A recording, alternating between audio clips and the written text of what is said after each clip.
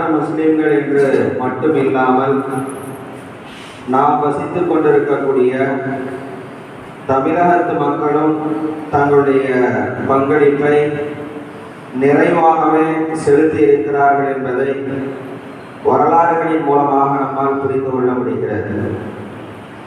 திருநெல்வேலி மாவட்டத்தை சார்ந்த கண்ணியமிகு காயிதே மில்லத் ரஹ்மத்துல்லாஹி அலைஹி அவர்கள் இந்த தேச விடுதலைக்காக பல்வேறு தியாகங்களை செய்திருக்கிறார்கள்.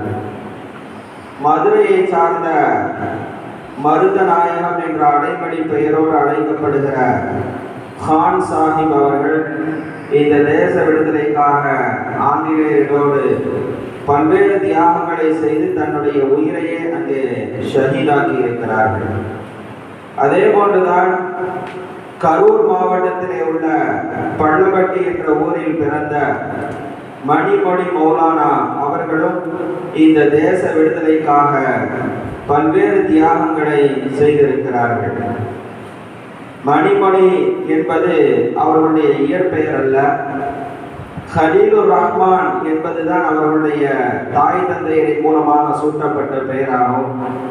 ஆனால் ஹலீலுர் ரஹ்மான் என்ற பெயர் மறைந்து மணிமொழி என்ற பெயர், மௌலானா என்ற பெயரிலே பிரபலமாக ஆகி இருக்கிறார்கள். இன்றைக்கும் பள்ளப்பட்டியிலே சென்றால் மிக பிரபலமாக அவர்களை பற்றி பேசப்படும். காரணம் என்னவென்று சொன்னால், மணிமொழி என்ற பெயரிலே அங்கே அவர்கள் ஒரு பத்திரிகையை நடத்தினார்கள். அதன் மூலமாக மக்களுக்கு இந்த தேச விடுதலை குறித்த செய்திகளை ரத்தின சுருக்கமாக சொல்லிக்கொண்டே இருந்தார்கள் என்பதால் அந்த பத்திரிகையினுடைய பெயரிலே அவர்கள் இன்றைக்கும் பிரபலமாக பேசப்பட்டு கொண்டிருக்கிறார்கள். இளம் வயதிலே மிகவும் சுதந்திர வேட்கை உள்ளவர்களாக இருந்திருக்கிறார்கள். எந்த அளவிற்கு என்று சொன்னால், கல்லூரியிலே படிக்கிற காலத்திலே அவர்களுக்கு ஓதி கொடுக்கக்கூடிய அல்லாமா அமானி ஹசரத் ரஹ்மத்துல்லாஹி அலைஹி அந்த அந்நிய நாட்டு ஆடையை வைத்திருந்தார்கள் என்பதை அறிந்து அந்த ஆடையை தீயிட்டு கொளுத்தி அதன் காரணமாக கல்லூரியிலிருந்தே நீக்கம் செய்யப்பட்டார்கள் என்ற வரலாறு நமக்கு மிகவும் அதிர்ச்சியை தருகிறது. அப்படியானால் அவர்களுடைய அந்த இளம் வயதிலே அந்நிய பொருட்களை நாங்கள் புறக்கணிப்போம் என்கிற விஷயத்திலே எந்த அளவிற்கு மிகவும் அவர்கள் வேகமாக செயல்பட்டு இருக்கிறார்கள் என்பதை நம்மால் புரிந்து கொள்ள முடிகிறது. அது மட்டுமல்ல, தமிழகம் முழுவதும் 5 ஆண்டுகள் சுற்றுப்பயணம் செய்து இந்த தேச விடுதலைக்கானுடைய முக்கியத்துவம் என்ன, இந்த தேசம் அடிமைப்பட்டு கிடந்தால் என்ன அவர்களுக்கு ஏற்படும், அதன் மூலமாக நமக்கு கிடைக்கப்பெற வேண்டிய லாபங்கள் என்ன, நஷ்டங்கள் என்ன என்பதை எல்லாம் மக்களுக்கு மத்தியிலே சற்றேறக்குறைய 5 ஆண்டுகள் தமிழகம் முழுவதும் சுற்றுப்பயணம் மேற்கொண்டு மக்களுக்கு மத்தியிலே சுதந்திரத்தை பற்றிய கருத்துக்களை தொடர்ந்து சொல்லிக்கொண்டே இருந்தார்கள் என்பதை எல்லாம் அவர்களுடைய வரலாறுகளின் மூலமாக நம்மால் புரிந்து கொள்ள முடிகிறது. அது மட்டுமல்ல, ஜாலியன் வாலாபாக், அதே போன்று இன்னும் பல்வேறு நிகழ்ச்சிகள் அத்தனையும் நாம் புரட்டி பார்க்கிற போது நமக்கு தெரிய வருகிற ஒரு செய்தி என்னவென்று சொன்னால், இந்த தேசத்தினுடைய விடுதலைக்காக நாம் மட்டும் பாடுபடவில்லை, எல்லா சமயத்தை சார்ந்தவர்களும் சேர்ந்து நாம் பாடுபட்டு இருக்கிறோம்.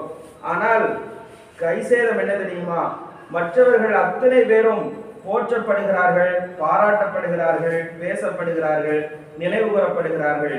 இஸ்லாமியர்களாகிய நாம் செய்த தியாகங்கள் அத்தனையும் வரலாற்றிலே இருந்து இருட்டடிப்பு செய்யப்பட்டிருக்கிறது என்பதற்காகத்தான் இப்போது நாம் இங்கே ஒன்று கூடி இந்த வரலாறுகளை நாம் அடுத்த தலைமுறைக்கு கொண்டு செல்ல வேண்டிய மிக முக்கியமான பொறுப்பு நமக்கு இருக்கிறது.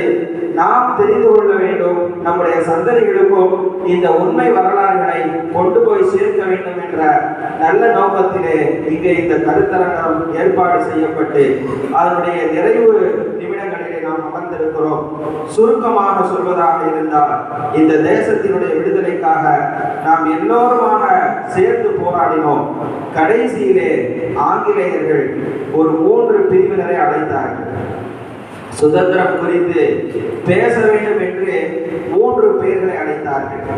காங்கிரஸ் தரப்பிலே இருந்து ஒரு மனிதர் வேண்டும், அதே போன்று முஸ்லீம் லீக் சார்பாக ஒரு மனிதர் வேண்டும், என்று பேசப்பட்ட போது காங்கிரஸ் சார்பாக மௌலானா அபுல் கலாம் ஆசாத் அவர்கள் அங்கே தேர்வு செய்யப்பட்டார்கள். இந்திய முஸ்லிம் லீக்கின் சார்பாக முகமது அலி ஜின்னா அவர்கள் தேர்வு செய்யப்பட்டார்கள். அன்றைக்கு 542 சமஸ்தானங்கள் இருந்தது.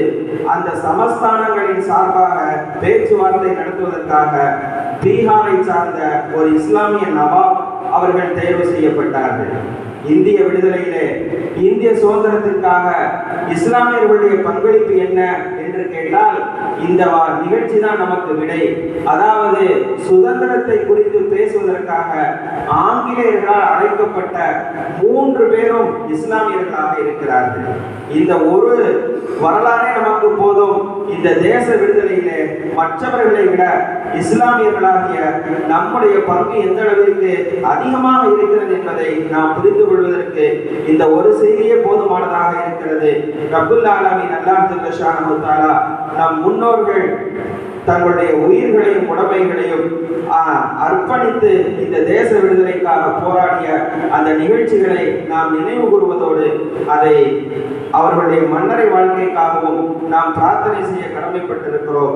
எல்லாம் அல்ல அல்லாஹ் ஜல்ல ஷானஹு தஆலா இந்த தேச விடுதலைக்காக பாடுபட்ட எல்லா மக்களுடைய, எல்லா இஸ்லாமியர்களுடைய கபர்களையும் சுவனத்தினுடைய பூஞ்சோலையாக ஆக்குவானாக. ஆமீன். வாஹிர் தஅவானா அனில் ஹம்துலில்லாஹி ரப்பில் ஆலமீன். அடுத்தபடியாக நன்றியுரை பட்ட வகுப்பு மாணவர் முகமது இம்ரான்.